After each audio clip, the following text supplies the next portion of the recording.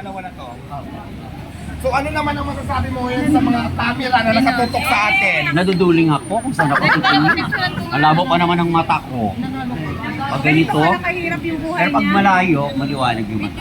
O, huwag ka nang tumingin, pumikit ka na lahat. Anong masasabi mo sa kanila? Ang dilim. Ang dilim. Umilag ka ulit.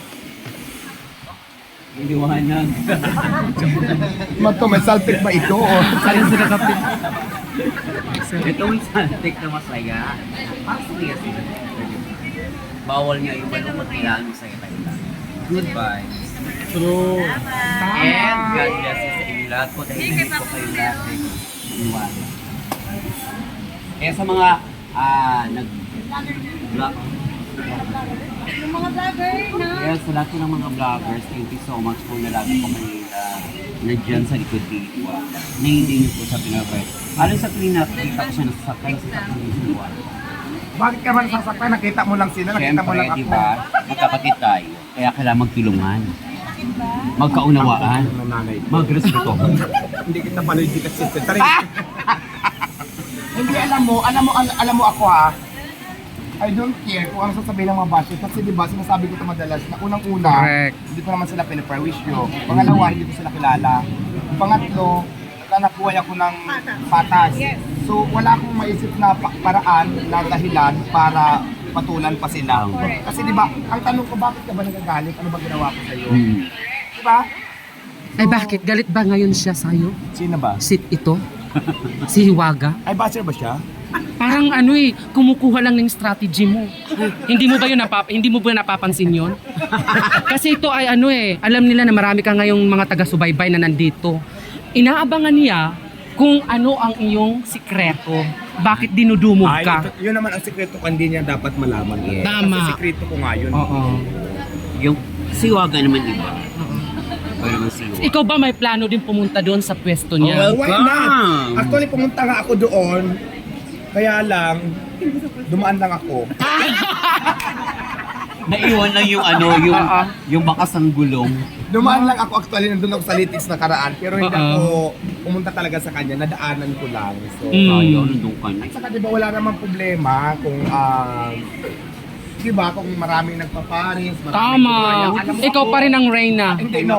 Alam mo ako, nagpapasalamat ako talaga dahil maraming taong na-inspire. Correct. Maraming tao nagkaroon ng negosyo na ginaya ako. So, ibig sabihin, marami kaming natulungan, hindi lang Tama. ako. Mm-mm. So, marami nagkaroon ng trabaho. Siyempre, halimbawa, si Waga, may parisan. Marami siyang tao, tauhan. Diba Mm-mm. marami tayong natulungan. Tama. Sa maliit na bagay. Tutuusin, bakit ba si Waga ang nag-Paris, na-inspire kay Diwata? O di ba dahil sa akin, maraming na-inspire, maraming. At saka hindi lang si Waga, marami pa rin mga tao na nagpa-Paris, hindi lang dito sa Manila, Tama. sa mga sa probinsya nakikita ko. So ang sarap sa pakiramdam dahil ang dami nating na-inspire, nagkaroon ng trabaho, nagkaroon ng idea, na marami tama. din natutulungan na kagaya ng ginagawa natin ngayon. Yes. So, no bashing, wala po ako sa mananglog kay Waga at sa lahat ng gumagaya sa akin. Bagkos, nagpapasalamat pa ako, marami tayong natutulungan. Yes. So, di ba?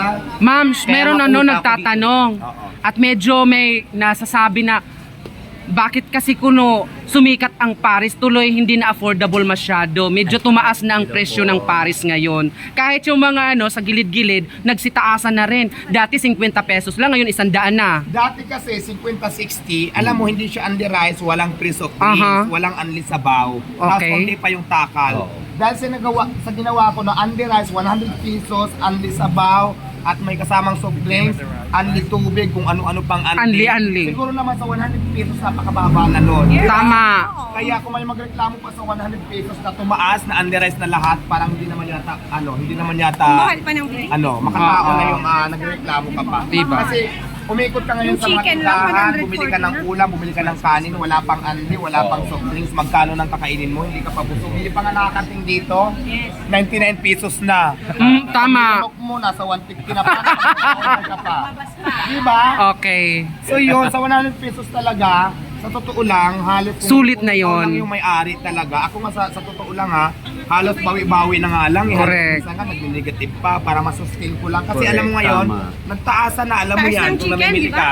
Tumaas ang chicken, Yes. tumaas ang mga jolls, Bulaklak. tumaas ang flower Lahat. pot, lahat Lahat. tumaas. Pati gulay. Tumaas ang bigays, tumaas na rin ang presyo ng mga lalaki. Lahat talaga tumaas. Talaga, oo. Pero laban pa rin, ha?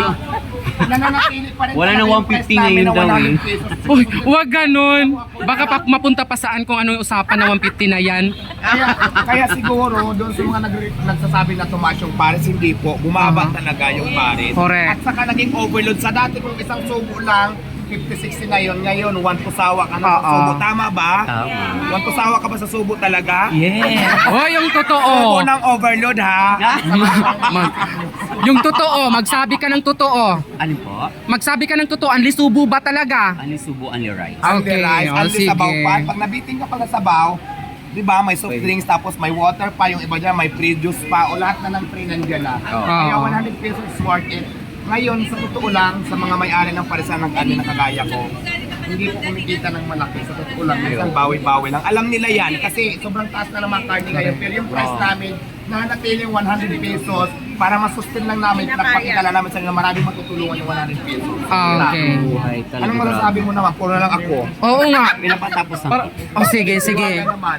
Sa akin lang, alam mo ba, napanood mo na yung Tikin TV. Yes, yes, Pag yes, ikaw yes. talaga inspirasyon. Nabangkit talaga kita dito, bakit?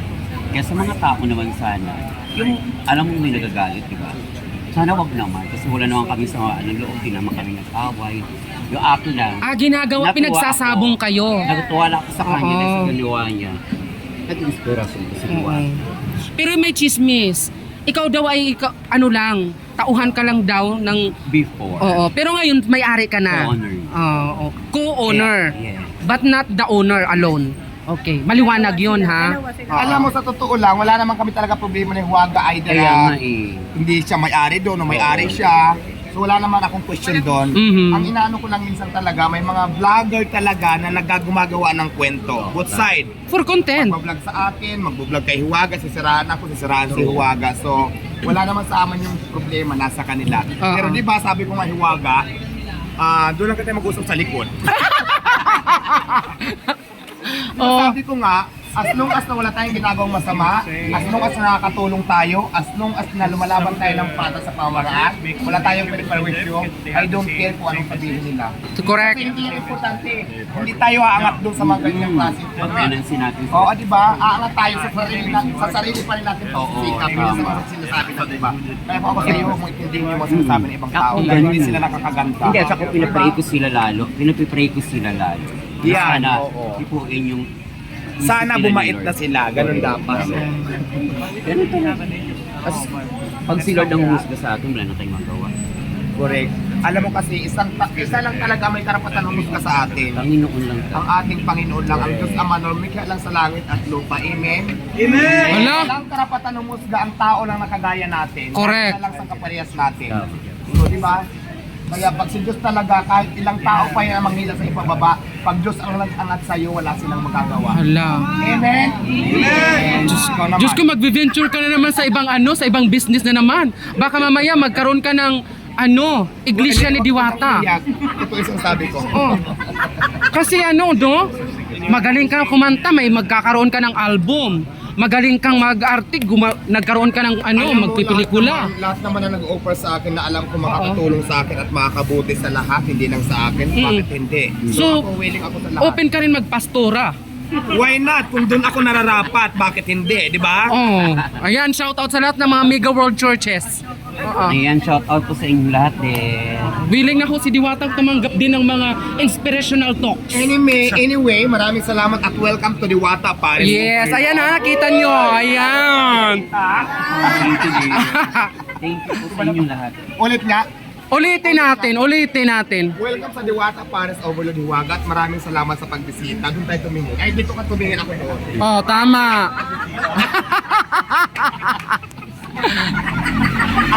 Ay, Diyos ko. And then, happy lang kami ganon. Tama. Happy lang kami, di ba? Thank you po. Oo. Thank you. Sige, pagsabungin nyo pa ulit para magkaka-issue lang tayo, no? Para patuloy lang ang content ng Hiwaga at Diwata. Patuloy na pag-usapan, ano? Oo, Hindi na yun. more chika, more fun, more viewers, more bashers. Ay, tika lang, kumakain pala ako. Baka gusto mong kainin yung ano. Wag naman ganun. Kumain kami dun Hindi, eh. kumakain pala ako, nakalimutan. Actually, Ako ng chika. I'm here because our Association of Barangay Captains President in our municipality is here to meet and you. province? Sino Yeah, si Honorable Calixto Pinca, dyan Ay, sila with her hello. wife and the other capitans in Pambuhan, Northern Samar. Sino sila? Asan sila? Hindi. Ayan dyan sila. Pa-hands up naman dyan sa mga taga-Kamparanga. Ayan, maraming salamat sa Ayan. mga nandiyan na mga kapitan na nag-ipon para pumunta lang dito. May at seminar makita. sila. Thank you so much. May seminar sila sa Puntahan Quezon natin. City. Yes. Puntahan natin. Wait Go, lang, go, go, Juana. mga girls. Yes. Interview natin sila. Okay. Ayan siya si Honorable Barangay Captain Calixto Pinca. This is also Kapitan from Kanhumadal. Ay, Hinulgan Northern Samar.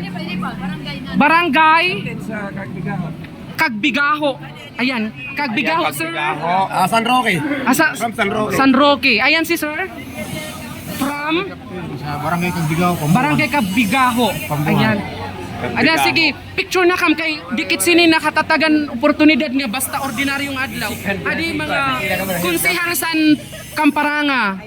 Adi ang misis ni Calixto Pinca si Madam Teresa Pinca, Chin Hello po, Pinca. maraming salamat po sa inyong effort na nakarating pa kayo dito sa napakalayong lugar, Manila to Northern Samar. Yes. Maraming salamat. Oo, kay pasalamat gihapon. Kamparanga, San Roque, Pambuhan, Hinulgan, Katigbian, Kangkahipos,